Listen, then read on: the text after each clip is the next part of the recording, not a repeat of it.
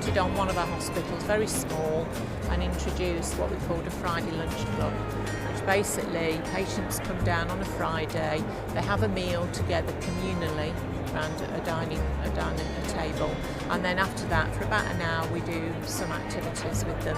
It might be simple like a card game, a quiz, it might be bingo, but we also brought in specialist artists like a singer, a storyteller, a poet and an artist.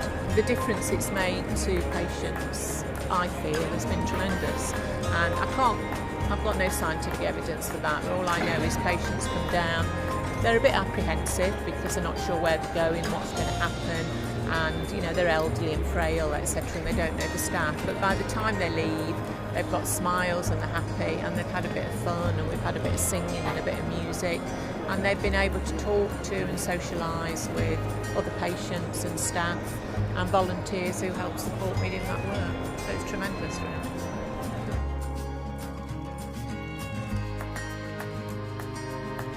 I'm really proud of it. I mean, at the time when I did it, I felt it was just a small little thing, and I don't think you always recognise the impact you're going to have.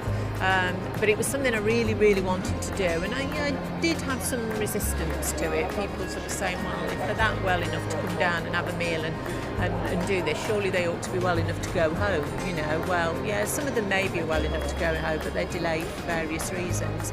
But I just felt it was right for patients, so I'm immensely proud of it, and I'm proud of the people who've supported me.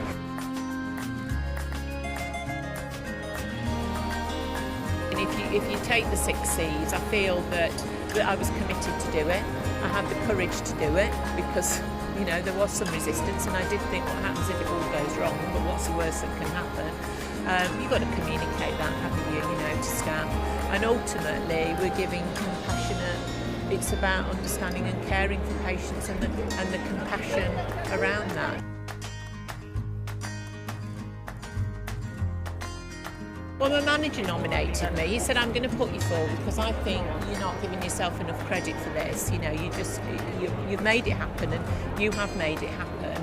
So he nominated me, and I'll be honest with you, I was dead chuffed to be nominated, but I didn't really think I'd hear much else. Then I was shortlisted, and I thought, well, that's good. You know, I've got shortlisted, and then I won it. And I must admit, I was amazed, really, because I just felt that people would be doing really big, innovative things, and it was a very small thing, but I'm really proud of it. I'm really pleased. I've been a nurse for over 35 years, and it's the first thing I've ever won.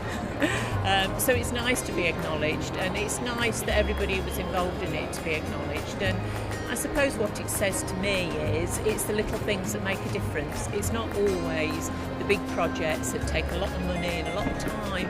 It's the small things that make a difference, and that people actually value and see their work, really.